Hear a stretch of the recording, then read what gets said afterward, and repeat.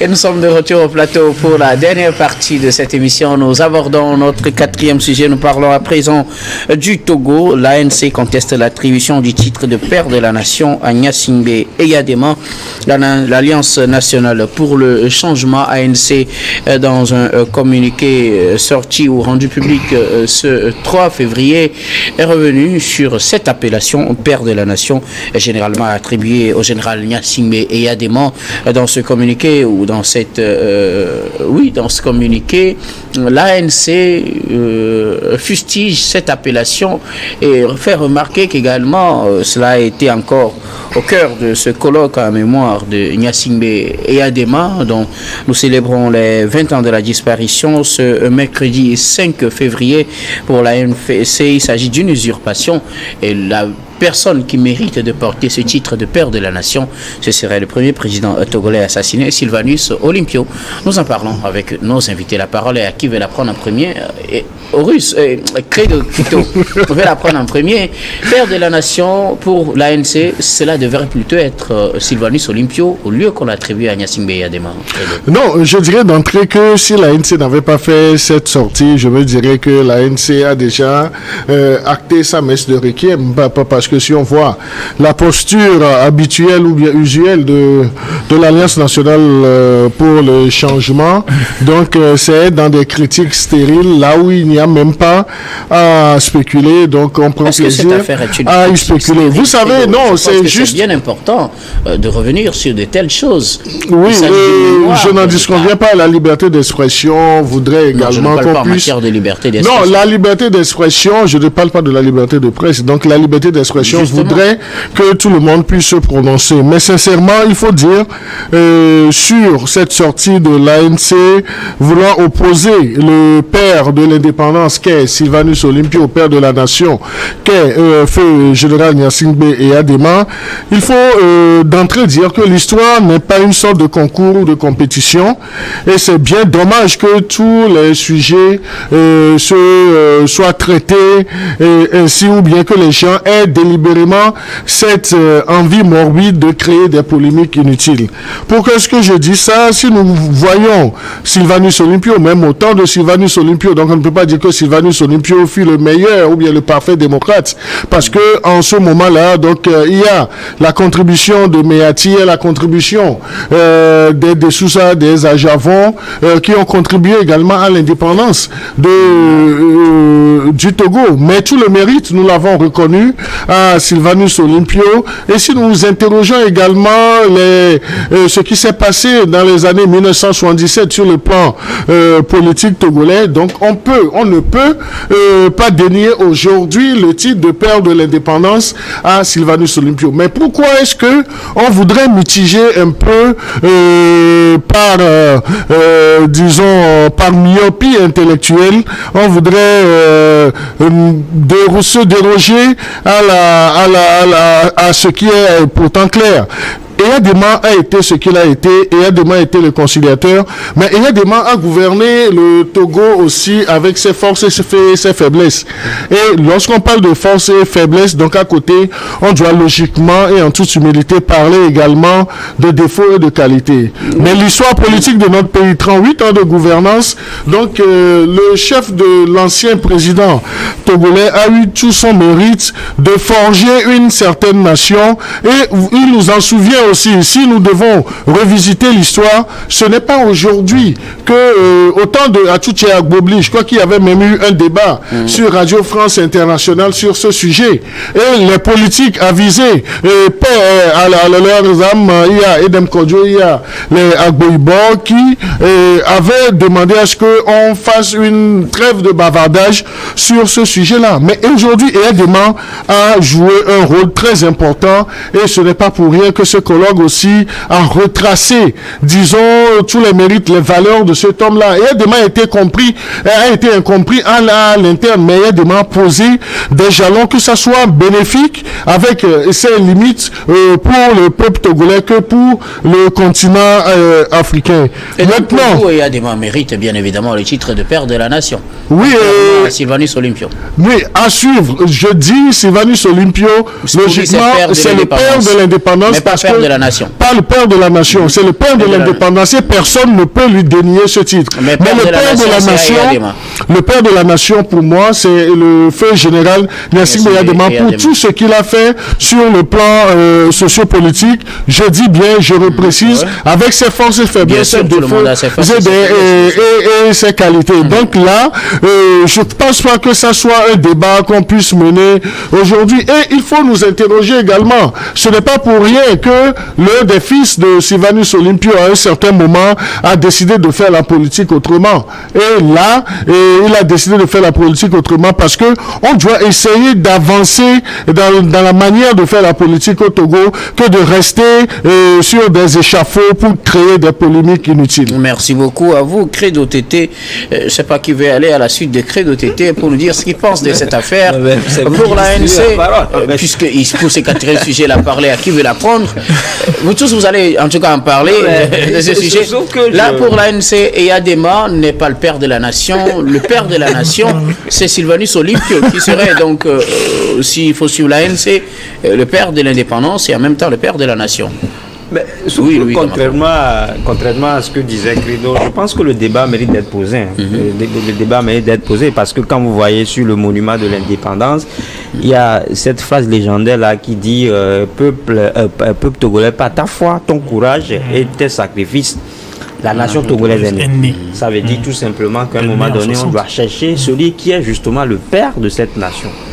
Maintenant, la question première à laquelle il faut répondre, c'est justement se demander si réellement nous devons nous raisonner en termes de nation au Togo. Est-ce qu'il y a vraiment une nation togolaise? Là, je pense que vous posez un problème à double tranchant. Oui, un problème à double tranche. Moi, c'est-à-dire à l'indépendance, on disait qu'il y avait déjà une nation togolaise qui est née. Maintenant, vous vous demandez, est-ce qu'il y a réellement s'il n'y avait pas cette prescription sur le monument de l'indépendance, je pense qu'on ne raisonnerait pas en termes de nation. Quand on parle du Togo. Pourquoi? Parce qu'il y a des paramètres qu'il faut tenir en compte. Est-ce qu'aujourd'hui, on voit des Togolais fiers d'appartenir à une nation? Est-ce qu'on voit les Togolais fiers d'appartenir à une mère patrie? C'est justement ce qui fait une nation. Voilà, c'est ce qui fait une nation. Quand vous prenez par exemple un pays comme le Burkina Faso, il y a des mots, on dit par exemple, on parle de Burkinabé. Oui, le Burkinabé, cette fierté d'être burkinabé. Et c'est pour ça qu'on ne touche jamais à la fierté burkinabé. Vous arrivez au Mali, vous allez découvrir un thème qu'on appelle Mali Koura. Oui. La fierté d'appartenir au Mali. C'est ce qui fait qu'aujourd'hui, avec l'actualité, vous allez voir que les Maliens sont décidés, ou bien les Burkinabés sont décidés à mourir même au fond. Parce qu'il s'agit en fait de leur pays. Et ils sont prêts à tout pour cela. Là, donc, ce sont des nations. Là, on parle de nations. Mais ici aussi on dit Togolais est fier de l'être. Voilà, si vous le dites réellement. Mais on voit comment est-ce que les Togolais dénient leur propre pays. Ça, je pense que c'est des choses factuelles. On ne va pas essayer de les occulter cette réalité. Donc pour vous, on ne devait même pas parler de père de la nation parce qu'on n'a pas encore de nation. Oui. On a un pays, mais on n'a pas encore de nation.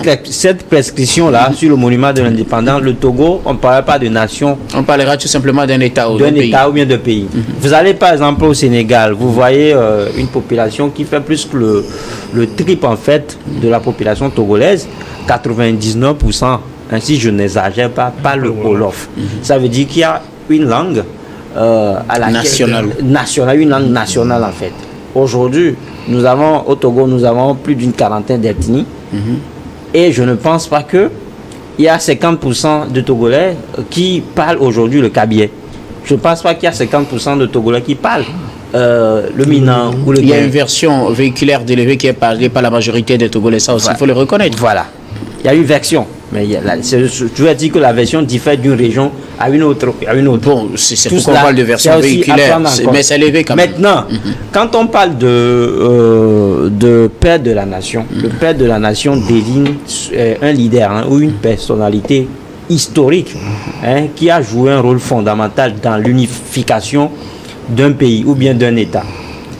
Pris comme tel, j'aurais souhaité, moi, que cette paternité-là soit conférée au général Gnassingbé Eyadema qui a fait 38 ans au pouvoir. À cause du temps passé au pouvoir ou à cause du travail fait? Non, mais j'en viens justement. 38 ans, je ne pense qu'à 38 ans, il est resté sans rien faire. Ça, c'est essayer justement de jeter du discrédit ou bien de sous-estimer les uns les autres. Moi, j'ai une profonde admiration pour Feu Général Gnassingbé. C'est vrai que il mourait quand j'étais encore très jeune, mais on a vu dans les documents, on a vu dans les livres, en fait, ces diverses réalisations, ces diverses prouesses. Credo le disait tout à l'heure que l'homme avait ses forces et ses faiblesses. Et donc, pour moi, pris comme tel, il pourrait peut-être considéré comme le père de la nation. Sauf que ce débat-là... sauf que qui vient. Sauf que le débat a été tranché. C'est-à-dire que sauf que la paternité du père de la nation, vous m'excusez la tautologie, sauf que le titre du père de la nation a été déjà attribué de façon indirecte à son fils. Comment ça? À Faure Gnassingbé? À Faure Gnassingbé. Ah, ça, je ne le voyais pas venir du tout. Expliquez-nous. Je vais vous l'expliquer. Parce que, je le dis, parce que vous avez aujourd'hui un ministre de Faure Gnassingbé, Yadema, qui récemment disait que quand M. Faure Gnassingbé a pris le pouvoir en 2005, qui héritait d'un pays socialement divisé. Un pays socialement délabré, c'est le mot. Un pays socialement délabré, économiquement exsangue et politiquement divisé. Ça veut dire qu'à 38 ans... Et Yadema n'a rien fait. Rien n'a fait. Ça veut dire que tout ce que Yadema a fait, le bilan glorieux dont je parlais tout à l'heure du général Yadema, a été balayé d'une revers de main par le ministre Christian Trimois. Donc ça veut dire que pour le ministre Christian Trimois, et Yadema n'est pas père de la nation. Si je reviens à ma définition de tout à l'heure, selon laquelle le père de la nation désigne en réalité un leader ou bien une personnalité historique qui a joué un rôle fondamental dans l'unification de l'État. Et donc ça veut dire tout simplement que selon Christian Trimois, et Yadema est dessus de ce titre. Et Yadema est dessus de ce titre. Logique. Et le titre doit être accordé, doit être conféré. Est-ce qu'il a dit qui a fait ce travail? Est-ce qu'il a dit que quelqu'un l'a fait? Mais si le père ne l'a pas, le fils est en train de le faire. D'autant plus que le fils a hérité en fait d'un pays totalement délabré, d'un pays qui a été économiquement malade, d'un pays qui a été politiquement divisé, et qu'aujourd'hui Faure Gnassingbé est dans le rôle de la restauration, Faure Gnassingbé est dans le rôle de l'unification du pays, Faure Gnassingbé est dans le rôle de la pacification du Togo, Faure Gnassingbé est dans le rôle de rassembleur, de réconciliateur. Donc ça veut dire tout simplement que le père de la nation, ce titre de père de la nation doit être conféré à Faure Gnassingbé. Et voilà qui vient trancher le débat d'une autre manière carrément. Je ne voyais pas venir, je vous assure. Je prends justement en prenant au mot la déclaration du ministre Christian Trimois. Merci beaucoup. Avant d'arriver à Horus, permettez que Credo ajoute un mot rapidement, Credo. Non, mais c'est pour dire que j'ai suivi avec un appétit, un intérêt, mon cher ami Louis Kamako, sur les propos du ministre Christian Trimois. Je crois qu'il faudrait placer ces affirmations dans un contexte bien défini. On aurait pris ces propos comme un commentaire composé on aura le temps nécessaire pour en débattre. Mais moi, je voudrais revenir. Louis, dans son introduction, a parlé de l'inscription qu'on a sur la stèle du monument de l'indépendance. Le monument de l'indépendance, donc, dans une certaine mesure, il m'a rejoint pour dire que nul ne conteste aujourd'hui le titre de père de l'indépendance à Sylvanus Olympio parce qu'il s'est battu très bien. Et là, comme on a parlé des nations, on devait lui attribuer cela aussi. Non, mais moi, je dis, c'est le père de l'indépendance pour moi, et dire aujourd'hui, ou bien ne pas reconnaître à l'ancien président Yadema le titre de père de la nation togolaise, je crois qu'on ne va pas faire dans un exercice de vue de l'esprit. Parce qu'au moment où le chef de l'État, l'ancien président, le général Yadema prenait le pouvoir, certes, il y avait un pays, et le pays c'était le Togo, mais il s'est engagé... Mais il n'y avait pas une nation. Il s'est engagé à forger une nation dans l'unité et dans la diversité. Je parlais de l'année 1977. Ouais. En 1977, Yadema disait à la classe politique, à l'opinion nationale, que il faudrait que nous ayons deux blocs politiques au Togo. Et donc le parti au pouvoir et l'opposition.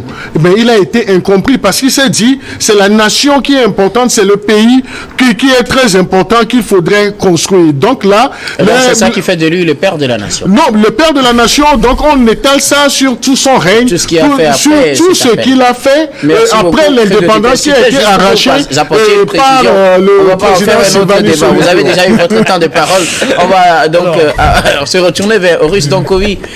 Père de la nation, l'attribuer à Gnassingbé Eyadema pour l'ANC, c'est un faux problème. Il faudrait plutôt l'attribuer au père de l'indépendance, Sylvanus Olympio. Mais pour lui, Kamako, il y a une autre personne, Faure Gnassingbé, c'est lui qui devait être considéré comme le père de la nation. Vous, quelle est votre version? Bon, moi j'appelle ça les... Alors, comment disait Juvenal disait panem et circenses. Hein? Ce qui veut dire du cirque et du pain. Moi j'appelle ça les jeux du cirque. Pour moi, la légitimité d'accorder ce titre à quelqu'un revient au peuple togolais. C'est le peuple togolais qui décide s'il est le père de la nation. Maintenant, pour moi, comment dirais-je, Sylvanus Olympio, on ne peut pas juste le limiter à la proclamation de l'indépendance. C'est-à-dire sur la stèle, c'est bien marqué, une nation est née. Donc la nation, elle naît en 60, mais la nation, elle est à construire. La nation se construit.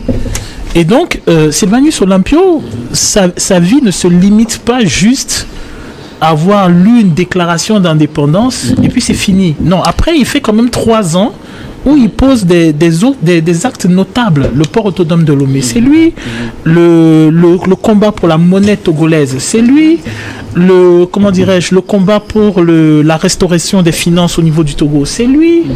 Les premières structurations de l'État, c'est lui. Donc il pose quand même des actes. Donc je trouve qu'il y a quelque chose de violent à vouloir le réduire à la simple proclamation de l'indépendance. Est-ce que ça fait de lui le père de la nation? Parce que quand on suit l'argumentaire de Louis tout à l'heure, je pense qu'on est tous d'accord qu'une nation est différente d'un État, d'un pays, d'une d'un territoire. Je pense que... Est-ce que ces éléments font de lui le père de la nation? Parce que je vais poser la même question pour Eyadema. Oui, j'espère que vous allez donner les... Non, je pense qu'une nation se construit.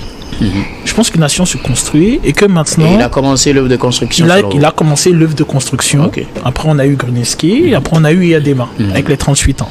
Maintenant, là où je dis que cette décision appartient au peuple togolais de choisir ses héros et de les proclamer et de ne pas choisir pour lui, c'est parce que c'est le peuple togolais qui fait le ratio. Le peuple togolais fait le ratio entre ce qui a été fait sur le temps que ça a été mis pour être fait. Ok. Je sais pas si tu vois. C'est au peuple de voir les 3 ans de Sylvanus Olympio. Les 3 ans de Sylvanus Olympio, les 38 ans de Sylvanus Olympio. De Eyadema. 38 ans de Eyadema et ainsi de suite. Actuellement, on est à 20 ans de M. Faure Gnassingbé. C'est le peuple qui doit trancher. Parce qu'en réalité, et c'est là où se situe d'ailleurs l'histoire de ce colloque dont on parle, c'est qu'en réalité, il ne s'agit pas de colloque. Il s'agit d'études scientifiques, objectives, de mémoire de notre pays, où de façon intègre, on discute de ce qui a été bien fait et de ce qui a été mal fait, de ce qui peut être considéré comme un acquis et de ce qui peut être considéré comme un retard. Je sais pas si tu vois. Si par exemple, je donne l'exemple de M. Eyadema, il fait 38 ans. Je sais pas ce qu'on prend. Dans d'autres pays, des gens ont fait 10 ans, des gens ont fait 15 ans, avec un essor considérable au niveau économique, financier et structurel. Je prends Singapour, je prends la Corée du Sud. Je sais pas si tu vois. Je prends, si tu prends la France, Napoléon, c'est 10 ans. Tu prends Napoléon III, c'est 10 ans. Donc, à un moment, je pense que avant d'arriver à ce... Parce que le problème en Afrique, c'est ça aussi. C'est que parfois, on aime beaucoup les titres. Et les gens, ils aiment... Lui, j'ai été directeur de telle grande société d'État au Togo. Tu vois, même des fois, on reçoit sur les colloques, le mec, il a été directeur de ça, il a été directeur de ci, il a été directeur de ça, il a fait 4 ans ici. Mais le problème, c'est pas le fait que tu sois directeur. C'est qu'est-ce que tu as fait quand tu étais directeur. Donc, quand par exemple, on dit, on a envie de mettre père de la nation, père de... Ok, où est l'étude mémorielle, scientifique, sur laquelle on doit s'appuyer, nous le peuple, les sociétés civiles et ainsi de suite, pour donner l'étiquette à un de nos fils de père de la nation, de héros de la nation. Sinon, ce qui va arriver, c'est que oui, vous allez vous lever, vous allez dire tel est le père de la nation, tel est le père. Et les gens, ils ne se reconnaissent pas dedans. Il faut que la chose est faite pour que les gens se reconnaissent dedans. On est dans un pays où la statuette de celui qui était appelé père de la nation, à une époque, a été déboulonnée. Oui. Il y a une raison pour laquelle ça a été déboulonné. Est-ce que, comment dirais-je, cette personnalité a été réintégrée au niveau où on le prône? Moi, je trouve que ces 20 années, au lieu qu'on rentre dans les chasses aux sorcières, parce qu'en réalité, on n'en a pas besoin, et le problème en Afrique, c'est un peu cela. Moi, je disais ça tout à l'heure en off, j'ai corrigé le mémoire d'un expert chinois, c'est là-bas où j'apprends la mort de Mao. Les autres n'ont pas de problème avec... De Gaulle a été chassé par le peuple en 69. Ça n'empêche pas que c'est un héros. En 45, il n'a pas pris le pouvoir, on l'a rappelé après, il a été président, les gens en ont eu marre, ils sont sortis dans la rue, il a laissé, mais vous ne pourrez pas insulter De Gaulle en France. Je ne sais pas si vous voyez, ça reste un héros. Donc maintenant, la question est de savoir, de façon scientifique, quels sont l'état de nos mémoires. Qu'est-ce qui a été fait de bien? Qu'est-ce qui a été fait de mal en fonction des personnalités? Olympio n'a pas tout bien fait. Il faut qu'on arrête avec Olympio. Il y a des choses sur lesquelles il a été contesté. Comme il y a des mains. Il y a des choses sur lesquelles il a été contesté. Fort fait 20 ans, il y a des choses sur lesquelles ils sont contestés. Et il y a un travail scientifique intègre, mémoriel à faire, de façon à ce qu'on puisse dire ici c'était mauvais, ici c'était bon, ici c'était mauvais, et oui, sur telle ou telle chose, nous pouvons considérer cette personne comme étant un héros de la nation, un père de la nation, un précurseur de ceci ou cela. Merci. Sinon, on est vraiment dans quelque chose, on est vraiment dans le cinéma. Merci beaucoup à vous, Russe. Donc oui, donc finalement, le débat reste toujours posé, et peut-être pour les prochaines fois, il faut envisager la possibilité de donner ce titre, ne serait-ce est-ce que c'est une urgence? Est-ce que c'est une urgence de donner ce titre? C'est ça le problème. Est-ce que actuellement dans la situation de notre pays, est-ce que c'est une urgence? Est-ce que c'est une préoccupation? On donne ça quand on est rassasié. Ok. Merci beaucoup à vous tous pour vos contributions. Nous arrivons pratiquement à la fin de ce numéro de Regard Croisé, mais avant de nous séparer, comme d'habitude, nous allons faire notre dernier tour de table. Ce sera pour vos mots de fin sur un sujet de votre choix. Je commence par vous, Louis Kamako. Le sujet, je vous rappelle le rendez-vous, c'est ce 16 février 2025 à Agora Senghor, où Dame Assogba Ministry se produit. Didier Assogba, c'est un journaliste, mais également un artiste chanteur. Il chante pour Dieu. Donc, il se produit ce 16 février à Agora Senghor, aux côtés d'autres artistes de la chanson du gospel, dont vous êtes cordialement invités. Merci beaucoup. À vous, Louis Kamako, d'avoir répondu à notre invitation. Je rappelle que vous êtes journaliste et analyste politique. Merci d'être passé sur ce plateau. Merci aussi à vous d'avoir maintenu le navire à flot. Merci beaucoup. Il a changé d'expression. Louis Kamako, toujours une bonne expression pour moi. Je suis content que vous trouviez que c'est une bonne expression. Quels étaient vos mots de fin? Oui, mes mots de fin. Donc, je voudrais revenir sur le déboulonnement de la statue de feu général Gnassingbé Eyadema. Mais pour moi, c'est une mauvaise compréhension de l'expression de la démocratie. Et les gens ont agi intellectuellement sur certains esprits faibles qui ont pensé que l'expression de la démocratie s'est déboulonnée, s'est cassée.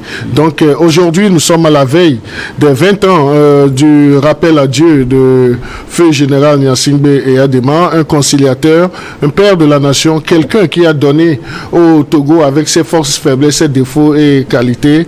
Nous lui disons que son âme repose en paix et qu'on puisse tirer profit de ce qui a été ses forces et ses qualités pour continuer à bâtir notre cher pays, le Togo. Et le reconnaître comme père de la nation n'est pas une vue de l'esprit. Merci beaucoup. À vous, Credo Tété, vous êtes journaliste et analyste politique. Merci d'être passé sur ce plateau. C'est moi. Le Horus Dankovi, vos mots de fin. Alors, mon mot de fin, ça va être pour soutenir une jeune slameuse et parolière qui s'appelle Migiab, qui a son spectacle ce samedi du côté de l'Agora Senghor à partir de 18h. Et j'invite les gens à venir voir parce que c'est bien de voir nos jeunes avoir du talent, avoir de la plume, avoir de la critique. On a vraiment du côté du slam, en tout cas du côté de la parole et même de la joute verbale des paroliers. On a vraiment un très bon travail qui se fait. On a vraiment de la jeunesse qui réfléchit. Et moi, j'invite les gens à aller soutenir ça, à aller écouter ce qui se dit et à, participer à l'émulation critique qui doit construire le pays. Parce que ces jeunes qui font ces spectacles, c'est ceux qui vont construire le pays demain. Donc, je rappelle, Migyab, vraiment, elle était championne plusieurs fois de slam et de joute verbale. Et elle a son spectacle, son show qui se déroule à Agora Senghor à partir de 18h. Et j'invite vraiment les gens à aller la soutenir. Merci beaucoup à vous, Horus Donkovi. Vous êtes activiste panafricain. Merci d'être passé sur ce plateau. Ce fut un plaisir. Et nous disons merci également à toutes les équipes techniques et rédactionnelles qui nous ont aidés à préparer et à présenter cette émission. Merci à vous tous au niveau de la régie, au niveau de la diffusion et aussi à la caméra. Surtout merci à vous, très chers téléspectateurs, de nous avoir suivis. C'est la fin de ce numéro de Regard Croisé. Je vous retrouve demain avec le même plaisir pour un autre numéro. Soutien à Fofogolo.